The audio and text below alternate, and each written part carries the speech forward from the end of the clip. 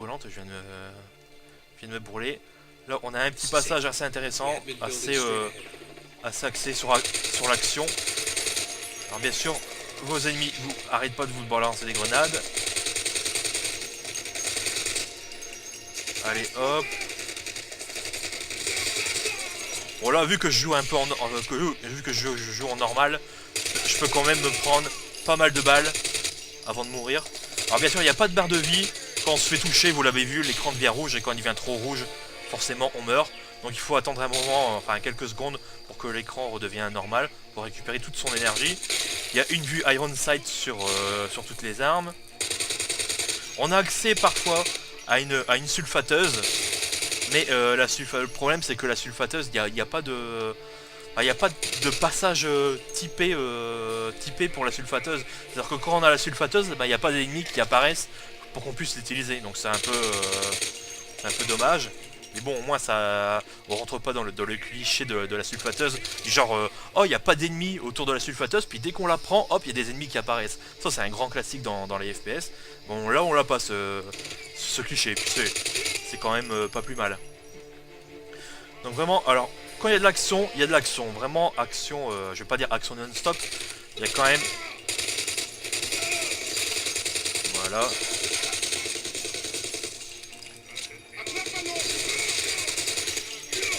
Voilà, il est enfin mort, heureusement.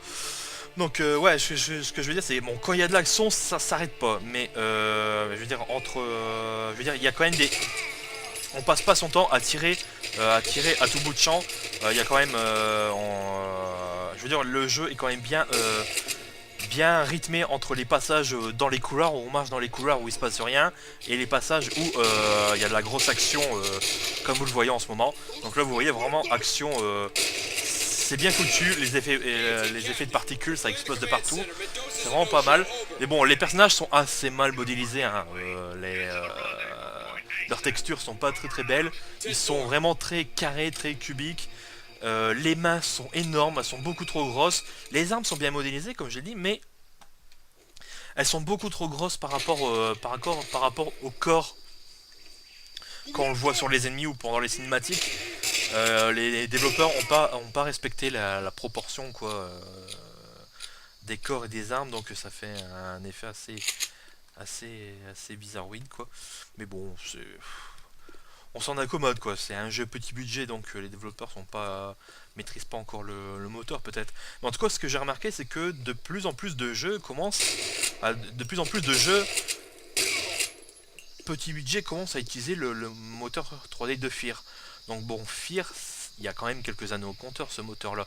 Donc puis bon, comme il se trouve quand même un peu dépassé par l'Unreal Engine 3 et par le moteur graphique de Crysis, donc il est devenu moins populaire, donc moins cher, donc les petites sociétés, les petits développeurs peuvent se permettre d'acheter ce moteur graphique. Et c'est peut-être pas plus mal parce il est encore bon, hein, même s'il est déjà assez ancien. Il est bon, il est assez bien utilisé. Et c'est voilà, hop, toi t'es mort, toi t'es voilà, tranquille. Donc là, je vais devoir. Il y a parfois des petites interactions avec les décors, bien sûr, pour ouvrir les portes ou pour faire exploser les murs. Alors, je vais attendre qu'ils finissent de parler.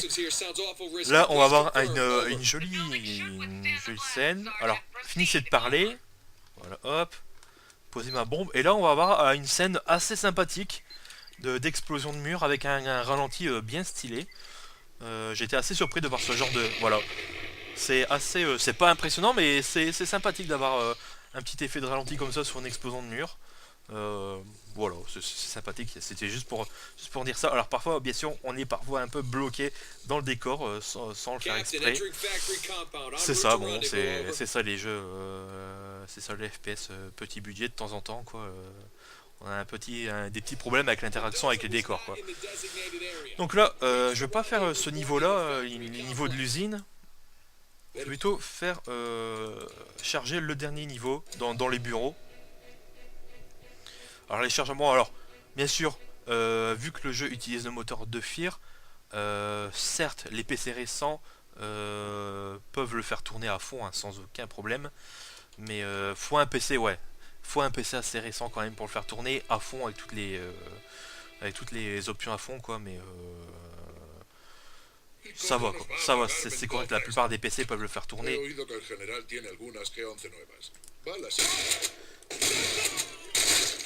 Voilà, hop, ah, un des flingues dont je me souvenais plus du nom. Le HKG-11 aussi, qui est une arme assez redoutable dans ce jeu.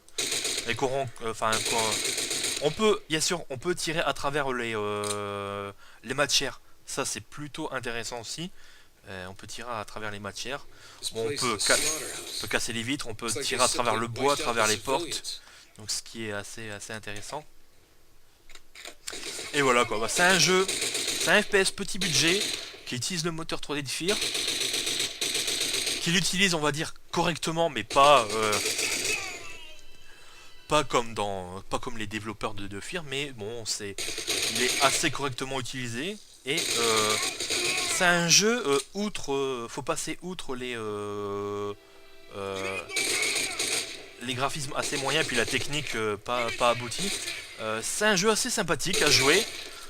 Moi je vous le conseille si vous avez rien à faire un dimanche après-midi pluvieux. Et le jeu vous le terminez en 1h30 en difficulté normale. C'est un jeu à petit prix. C'est un jeu que je vous recommande. Voilà, je vois pas ce que je peux vous dire de plus. Je vous le recommande. C'est un jeu correct quoi. Et bien sûr, ça fait plaisir de voir enfin un FPS avec un héros français. Voilà. Et le héros français, j'ai oublié, mais il s'appelle Boulet. Voilà. Donc les développeurs, ils ont super bien choisi les noms du héros. Il s'appelle Boulet. Voilà. C'est culte. C'est déjà devenu culte. Donc achetez-le. Moi, je vous le conseille. Et puis c'est tout quoi. Donc sur ce, ben moi je vous laisse. Et puis je vous dis à bientôt pour une prochaine vidéo.